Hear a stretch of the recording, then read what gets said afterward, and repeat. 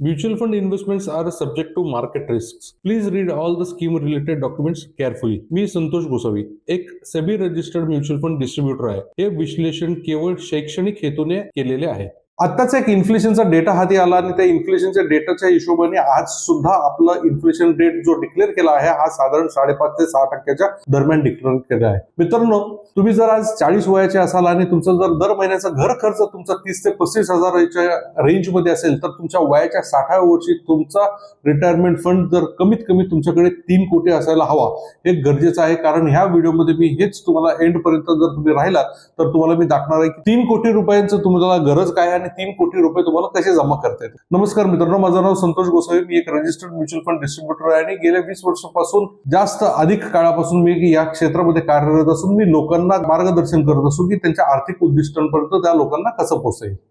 तर मित्रांनो, जसं आता आपण चर्चा करत आहोत आजच्या विषयामध्ये की आजच्या विषयामध्ये आपण पाहतोय की 40 वयाच्या व्यक्तीला जर वयाच्या 60व्या वर्षी रिटायर व्हायचं असेल तर त्याला कितपत पैसे लागतील. तर आपण एक त्याचा कॅल्क्युलेशन वाईज जर आपण बघितलं तर किती पैसे लागतील तर ह्याचं सिंपल कॅल्क्युलेशन असं असतं की आत्ताचा जो तुमचा दर महिन्याचा खर्च आहे हाच महागाईचा खर्च ऍडजस्ट जर धरला तर तो वयाच्या 60व्या वर्षापर्यंत किती होईल. पहिले सगळ्यात तुम्हाला बेसिस वरती कॅल्क्युलेशन करायला लागेल. आता तुमचा दर महिन्याचा खर्च जो आजचा 30,000 रुपये आहे हाच खर्च तुमच्या वयाच्या 60व्या वर्षी म्हणजे आजपासून तुम्ही 20 वर्षानंतर जर धरला आणि जर मी 5.5 ते 6% रेंजमध्ये इन्फ्लेशनचा रेट कन्सिडर केला तर हाच जो खर्च आहे हा साधारण तिप्पट होऊ शकतो. म्हणजे साधारण तुमचा दर महिन्याचा खर्च आहे हा 1 लाख रुपये तुमचा खर्च होऊ शकतो. आता 1 लाख रुपये तुमचा जर दर महिन्याचा खर्च आले आणि तुम्ही तुमच्या वयाच्या 60व्या वर्षी जर त्या खर्चाचं नियोजन जर तुम्हाला करायचं असेल तर तुम्हाला वयाच्या 60 नंतर सुद्धा काम करणं गरजेचं नाहीये. जर असं तुम्हाला वाटत असेल तर त्या दिवशी तुमच्याकडे 3 कोटी रुपये असणं गरजेचं आहे.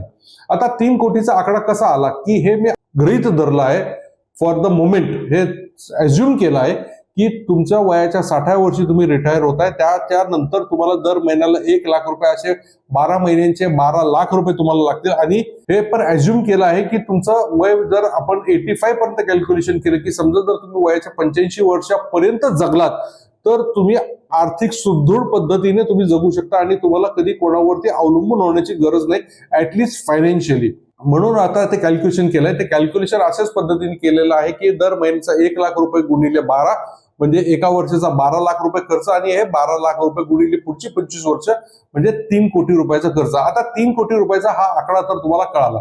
बरेच जणांना हा प्रश्न आहे की अरे बापरे, हा 3 कोटीचा आकडा मला जो दिसतोय हा मला एक फार मोठं डोंगर आहे माझ्या समोर, पण ह्या डोंगरापर्यंत मी जायचं कसं. तर या डोंगराचा एकदम सोपा मार्ग आहे. या डोंगरावर जर तुम्हाला चढायचं असेल तर 1 स्टेप ॲट अ टाइम ह्या पद्धतीने तुम्हाला करायला लागेल. व 1 स्टेप ॲट अ टाइमचा अर्थ काय की तुम्हाला आजपासूनच SIP स्टार्ट करावी लागेल. कारण जर तुम्ही जेवढा उशीर कराल या गोष्टींसाठी तेवढं जास्त तुम्हाला ते डोंगर चढणं वरती कठीण होऊन जाईल. मित्रांनो, ह्याच्यासाठी एकदम सोपा मार्ग काय आहे, ह्याच्यासाठी एकदम सोपा मार्ग आहे की तुम्हाला आजपासून SIP स्टार्ट करायला लागेल पुढच्या 20 वर्षांपर्यंत. आणि ही SIP ची रक्कम जर तुम्ही ठरवली तर ही SIP तो 3 करोडचा आकडा जर तुम्हाला गाठायचा असेल तर साधारण 36,000 रुपयाची दर महिन्याची SIP तुम्हाला करावी लागेल.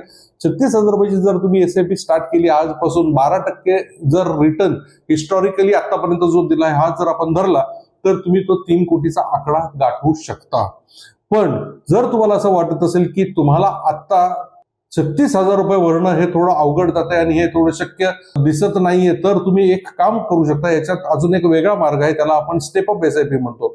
तुम्हाला काय करायचंय, तुम्हाला फक्त आजपासून एक्झॅक्टली 50% ऑफ दॅट कॉस्ट जी रिक्वायरमेंट होती, जी आपल्याला 36,000ची कॉस्ट होती, त्याच्याऐवजी तुम्हाला आजपासून फक्त दर महिन्याला 17,500 रुपयाची एक SIP चालू करणं गरजेचं आहे. आता जर तुम्हाला 36,000 होत नसतील तर कमीत कमी मी हे गृहीत धरून चालतो की तुम्हाला 17,500 रुपये तरी करता येणं शक्य आहे. आणि ह्या 17,500 रुपयाची SIP चालू केल्यानंतर दरवर्षी याला नियमितपणे फक्त 10% तुम्हाला याला इन्क्रीमेंट करायचं. आणि जर तुम्ही फक्त एवढ्याच गोष्टी जरी करू शकलात तरी तुम्ही वयाच्या 60व्या वर्षापर्यंत 3 कोटी रुपये हा एवढा संपत्ती तुम्ही क्रिएट करू शकता, कॅश इस्टेट करू शकता. मित्रांनो, हा जो व्हिडिओ आहे ना हा एक जेनरिक व्हिडिओ आहे, हा सगळ्यांसाठी व्हिडिओ नाहीये.